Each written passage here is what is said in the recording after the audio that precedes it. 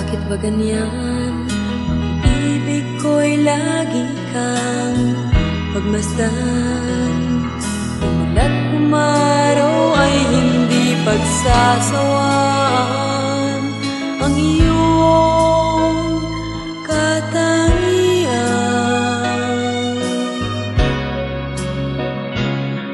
damdamin ko'y ibang-iba kapag kapiling